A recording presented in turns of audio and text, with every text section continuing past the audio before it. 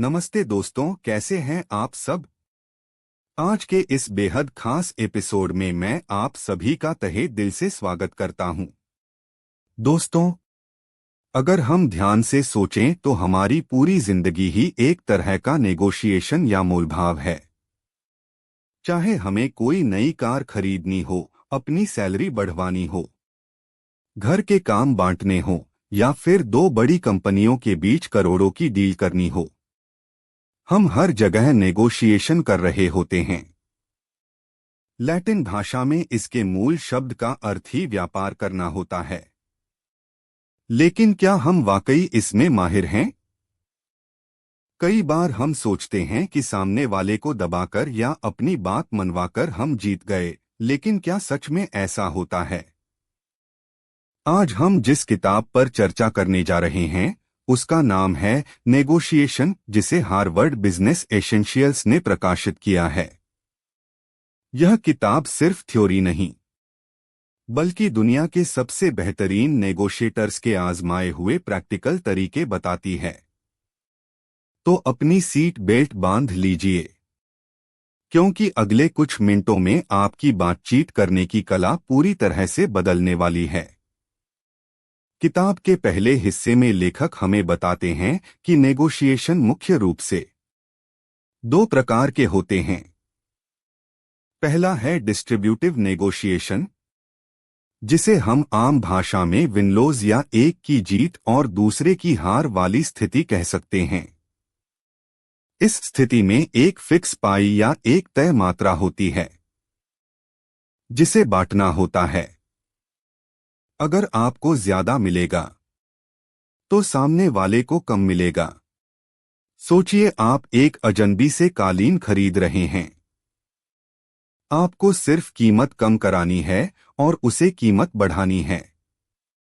यहां आपके बीच कोई पुराना रिश्ता नहीं है। दूसरी तरफ होता है इंटीग्रेटिव नेगोशिएशन, जिसे हम विन विन या सबका फायदा वाली स्थिति कहते हैं। इसमें दोनों पक्ष मिलकर काम करते हैं ताकि दोनों का ज्यादा से ज्यादा फायदा हो सके। उदाहरण के लिए, गोमेज इलेक्ट्रॉनिक्स और क्राफ्ट कंपनी की डील को देखिए। गोमेज को स्विच सस्ते चाहिए थे और क्राफ्ट को अच्छे दाम चाहिए थे। दोनों पुराने बिजनेस पार्टनर थे। अंत में क्राफ्ट ने गोमेज को पेमेंट के लिए 30 दिन की बजाय 60 दिन का समय दे दिया और गोमेज ने क्राफ्ट की मनचाही कीमत दे दी। दोनों खुश। अब हम 4 ऐसे शब्दों या कॉन्सेप्ट्स के बारे में बात करेंगे जो किसी भी नेगोशिएशन की नींव होते हैं।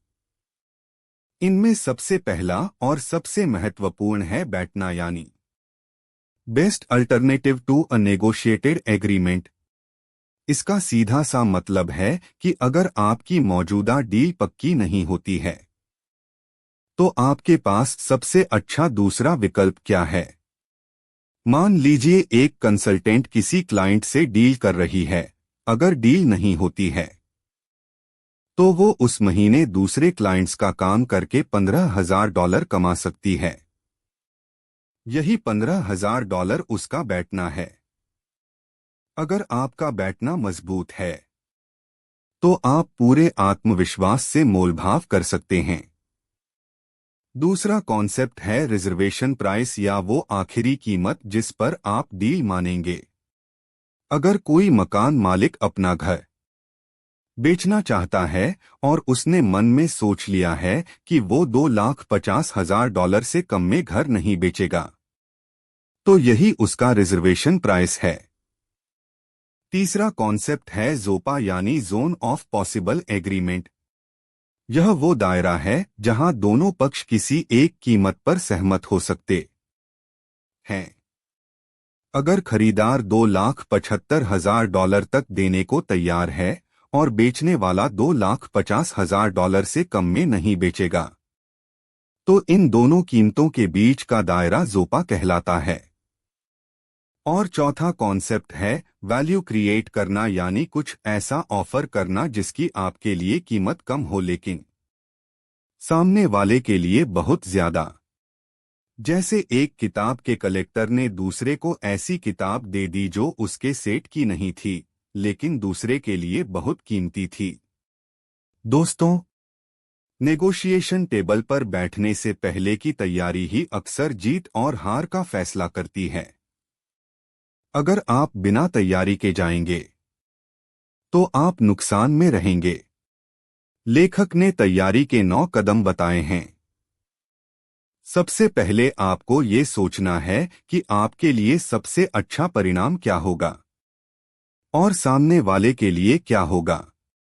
फिल और लॉरा का उदाहरण लीजिए। लॉरा एक बहुत अच्छी कर्मचारी है जिसे अपने बेटे की पढ़ाई के लिए 6 महीने की बिना सैलरी वाली छुट्टी चाहिए थी। फिल, जो उसका बॉस है, वो नहीं चाहता था कि लॉरा जाए। अगर फिल ने पहले से तैयारी की होती, तो वो लॉरा की परेशानी समझकर उसे पार्ट टाइम या वर्क फ्रॉम होम का विकल्प दे सकता था, जिससे लॉरा का काम भी हो जाता और कंपनी का भी नुकसान नहीं होता। तैयारी के दौरान आपको अपना और सामने वाले का बैठना पता करना चाहिए। आपको यह भी देखना चाहिए कि जिस व्यक्ति से आप बात कर रहे हैं, क्या उसके पास फैसला लेने का अधिकार है या नहीं।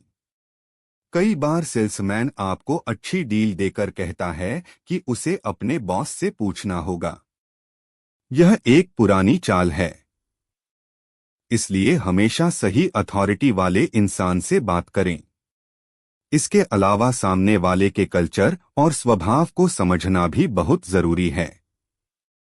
अब जब आप टेबल पर बैठ गए हैं, तो कौन सी रणनीतियां अपनाएं। एक बहुत ही दिलचस्प तरीका है एंकरिंग, यानी पहला प्रस्ताव रखना। जब आप पहला प्रस्ताव रखते हैं, तो आप बातचीत का एक मानसिक दायरा तय कर देते हैं। जैसे जेक ने अपने घर की कीमत $3,95,000 रखी, तो सारे खरीदार उसी के आसपास मोलभाव करने लगे। लेकिन एक स्मार्ट खरीदार कार्ला ने अपना होमवर्क किया था। उसने आसपास के घरों की कीमतों का डेटा निकालकर जेक के एंकर को तोड़ दिया और 3,25,000 से बातचीत शुरू की। इसलिए दोस्तों, कभी भी सामने वाले के बेतुके पहले प्रस्ताव में न फंसें, बल्कि डेटा और लॉजिक के साथ उसे काउंटर करें। बातचीत के दौरान रियायत देना या पीछे हटना भी एक कला है। कभी भी जल्दीबाजी में कोई बड़ी छूट न दें। अगर आप एक बार में बड़ी छूट देंगे, तो सामने वाले को लगेगा कि आप और भी नीचे आ सकते हैं। हमेशा थोड़ा थोड़ा करके छूट दें और उसके बदले में सामने वाले से भी कुछ मांगें। विन विन सिचुएशन बनाने के लिए सबसे जरूरी है ध्यान से सुनना। सामने वाला क्या कह रहा है, उसके पीछे की असली जरूरत क्या है, इसे समझें। कई बार हम सिर्फ अपनी बात थोपने में लगे रहते हैं, लेकिन अगर आप सवाल पूछेंगे और ध्यान से सुनेंगे, तो आपको नए रास्ते मिल जाएंगे। कई बार बातचीत में रुकावटें भी आती हैं।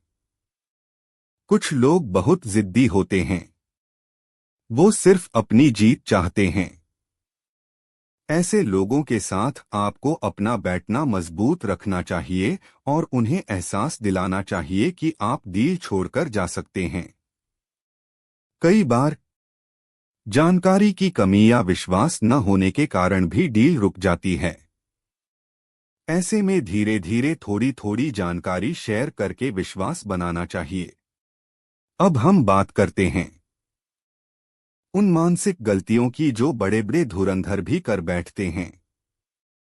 पहली गलती है एस्केलेशन, यानी जिद में आकर नुकसान उठाना। 1987 में रॉबर्ट कैंपो ने एक डिपार्टमेंटल स्टोर खरीदने के लिए जिद में आकर इतनी बड़ी बोली लगा दी कि बाद में उनकी अपनी कंपनी ही दिवालिया हो गई। दूसरी गलती है पक्षपाती नजरिया, जहां हम सिर्फ अपना फायदा देखते हैं और सामने वाले की स्थिति नहीं समझते। तीसरी गलती है खुद पर जरूरत से ज्यादा आत्मविश्वास। हमें लगता है कि हमारा प्रोडक्ट सबसे अच्छा है या हम कोर्ट में केस जीत ही जाएंगे। और इस अति आत्मविश्वास के चक्कर में हम अच्छी खासी नेगोशिएशन टेबल छोड़कर चले जाते हैं। हमेशा याद रखें कि अगर आपको अपने रिश्ते बचाने हैं तो कई बार कुछ छोटी चीजों पर समझौता करना पड़ता है, लेकिन इसका मतलब यह नहीं कि आप हर बार दब जाएं। आपको डील और रिश्ते को अलग अलग रखकर देखना आना चाहिए।